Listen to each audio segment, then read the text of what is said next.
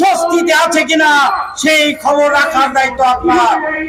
আপনি সেটা রাখতে পারছেন না শুধুমাত্র একটা কারণে, কারণ দেশে কোনো গণতান্ত্রিক ব্যবস্থা নাই, কোন নিরপেক্ষ নির্বাচনের মাধ্যমে আপনি নির্বাচিত হন নাই।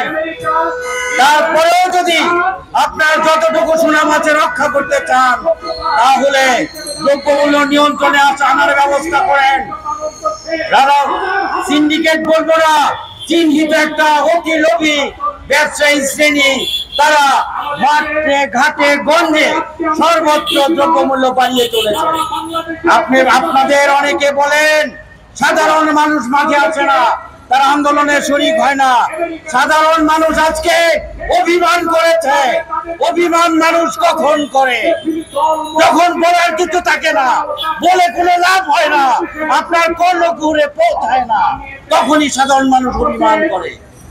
এখনো সময় আছে, দ্রব্যমূল্য নিয়ন্ত্রণ করুন এবং যেই শক্তি বিরোধী নেতা কর্মীদের বিরুদ্ধে আপনি প্রয়োগ করছেন, নির্বিচারে তাদের গ্রেপ্তার করছেন, এই কর্মকাণ্ড বন্ধ করুন। যে রাজবন্দী বন্দী আছে তাদেরকে মুক্তি দিন। সেই শক্তি আপনার, সেই অর্গান, সেই মেশিনারি দ্রব্যমূল্য নিয়ন্ত্রণে কাজে লাগান। কিছুদিন আগে আমি রিক্সায় ছিলাম, এক ভ্যান চালক বলল এখানে দুদিন আগে 2-3টা চাঁদাবাজকে গ্রেপ্তার করা হয়েছে, যে কারণে বুঝাই ভ্যান নিয়ে নিতে 100 টাকা দিতে হয় না। তাহলে আপনাকে বুঝতে হবে আজকে নিয়ন্ত্রণ করতে পারে যদি আপনি সতর্ক থাকেন। আজকে আমি বক্তব্য বেশি বাড়াতে চাই না। আমার পূর্ববর্তী বক্তা আসাদ ভাই বলে গেছেন, আজকে ঐতিহ্যবাহী রাজনৈতিক দল বাংলাদেশ মুসলিম লীগ 47-এ যদি নবাব স্যার সলিমুল্লাহর এই দল প্রতিষ্ঠিত না করতেন, 47-এ যদি ব্রিটিশ শাসক ভারত থেকে এই বাংলাদেশ স্বাধীন না হতো, তাহলে 71-এ এত সহজে আমরা স্বাধীনতা অর্জন করতে পারতাম না।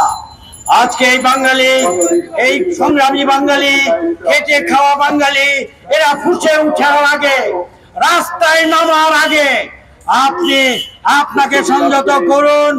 আপনি উদার মনোভাবের পরিচয় দেন। শীর্ষ নেতা সহ বিরোধী দলের যাদেরকে আপনি বন্দী করে রেখেছেন, অনতি বিলম্বে মুক্তির নির্দেশ দেন এবং বিরোধী নেতা কর্মীর উপরে অত্যাচার নির্যাতন বন্ধ করুন। আজকে দেশের মানুষ স্বস্তিতে থাকতে চায়, শান্তিতে থাকতে চায়, তারা দ্রব্যমূল্য ক্রয় ক্ষমতার মধ্যে চায়। আজকে খেটে খাওয়া মানুষ, রিক্সা শ্রমিক বলেন, বাস শ্রমিক বলেন, হকার বলেন, মিল শ্রমিক বলেন, আজকে মধ্যবিত্ত, নিম্ন মধ্যবিত্ত বলেন, সবাই আজকে কোণঠাসা হয়ে পড়েছে। দেশের মানুষ যদি শান্তিতে থাকতে না পারে, আপনিও শান্তি পাবেন না, আপনিও স্বস্তি পাবেন না। মনে রাখবেন, প্রত্যেকটা মানুষ এই পৃথিবী থেকে আমাকে, আপনাকে, সবাইকে চলে যেতে হবে। সুতরাং চলে যাওয়ার আগে দৃষ্টান্তমূলক কিছু করে যেতে পারেন কিনা ভেবে দেখুন। দেশের মানুষকে গণতন্ত্র ফিরিয়ে দেন, দেশের মানুষকে সুষ্ঠু নির্বাচনের ব্যবস্থা করুন। সবাইকে ধন্যবাদ, সবাইকে ধন্যবাদ। আসসালামু আলাইকুম।